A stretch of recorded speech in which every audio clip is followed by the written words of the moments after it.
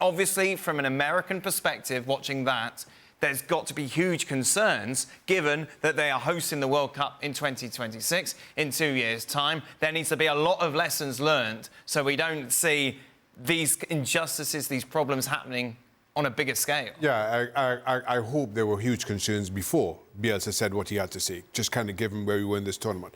Now, the counter to Bielsa's outburst there is that here's a manager aggrieved after his team got knocked out. Well, that may be true. Every single thing he said on there is absolutely true. I was speaking with Steve Nicol last week. We were just talking about pitches, and I remember playing in Monaco. I was telling him we played in Monaco one time, which is on top of a parking lot. Parking lot is swimming pool. And so the pitch is awful, but they painted green. So looking at it on camera, it looks perfect. Right. But as a player, it was god-awful. Now, the difference here is, even if we just take just that Colombia-Uruguay game, you could tell the ball wasn't bouncing, it wasn't running true to what Bielsa is saying, and Frank and Steve would know that you've played on pitches where newly laid, and the ball is rolling to you, and it's shimmying a couple of inches each way. Now, as a player, that's a lot. You can't see that on a camera. But as a player, if that ball hits you 2 inches off where you're trying to hit it, now that ball is gone 40 yards away from where you're intending it. That is huge. And that has been the issue. That has been the issue with this Copa America.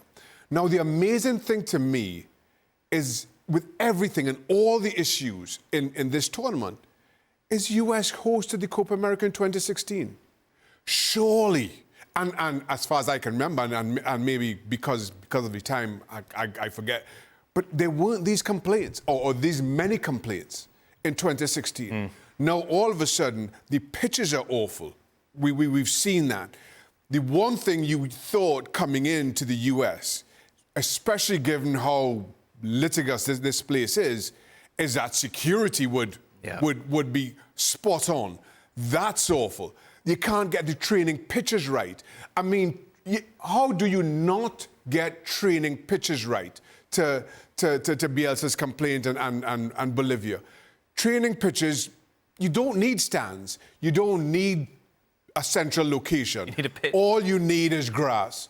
And let's be honest, how do you get that wrong or this wrong is simply beyond me. So while we're looking forward and we're discussing lessons to be learned for 2026, I cannot help but be amazed at how much and where the responsibility falls, whether it's CONMEBOL, whether it's CONCACAF, or whether it's US Soccer Federation. I cannot believe how wrong they've got. It doesn't matter. It doesn't matter. It's going to be the FIFA who organize the World Cup. So CONMEBOL, CONCACAF, and US. To that point, and everybody's trying to cast the blame on CONMEBOL here, which I understand. It's their tournament. They have taken responsibility. But it's on US soil. Right. It's within CONCACAF's remit.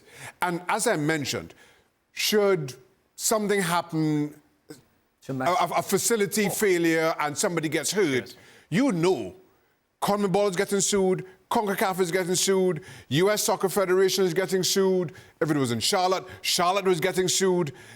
So everybody has to come to the table. Similarly, in 2016, Jeffrey Webb, who I knew and I was fairly close with when he was president of CONCACAF, I recognized the role that CONCACAF played in the relations between CONCACAF and CONMEBOL in putting that tournament on. So it's not, everybody's just kind of saying, well, it's a CONMEBOL tournament and they got it wrong. No, everybody has an equal stake in this. While it falls under CONMEBOL's immediate remit, everybody has a stake in this. And so to Frank's point, in 2 years' time, yes, it's FIFA's tournament, but you know CONCACAF will be at the table. You know US Soccer Federation will be at the table. You know all the city organizations, organizing committees will be at the table, and all sharing responsibilities for the planning and any failures. Shaka, where I want to go on that is FIFA will never allow what we saw today. I think the pitch would be perfect. In '94, there was no problem. And I think FIFA will never allow anybody to show that to the world. So it's going to be, I think, spot on within 2 years, where they're going to make sure that... It's a big jump from where we are. Correct, yeah. So what is, and let's not forget the biggest World Cup ever, 40, and it's going to be over 3 different countries. I know. So But for me, the worst thing that I heard about Bielsa are the threats that they received by saying it. That's scary. That's scary. Yeah. Because we are in the world of football, we're talking about sports, it's not politics. Of course it is a little bit, but I think FIFA will have to have a big-time job to do before it happens, because otherwise it's going to be a massacre. Yeah, Jules, obviously the Euros hasn't been perfect, but you look at these comments from Bielsa, and it's something that's going to have to be addressed very, very quickly in this country, and of course Mexico and Canada, to make sure that it's not amateur hour once again. Absolutely, and I mean, it's a terrible really image or reputation, if you want, for the US in a way, for CONMEBOL, CONCACAF. Shaq is right. We're not really sure who's to blame, but there's no point blaming somebody anyway. The scenes that we saw after the Uruguay-Colombia game are scandalous.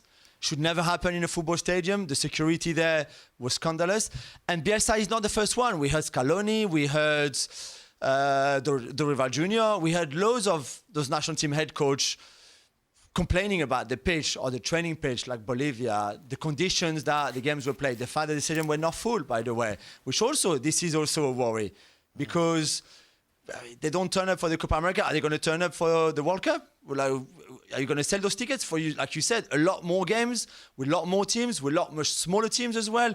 Who is going to go and watch Slovakia, Albania if people don't go and watch Colombia, Uruguay? So this is the thing, that you've got 2 years, but 2 years are going to go really, really quickly, by the way. It feels like a long time, but it's not going to be a long time, so they've got a lot of work on.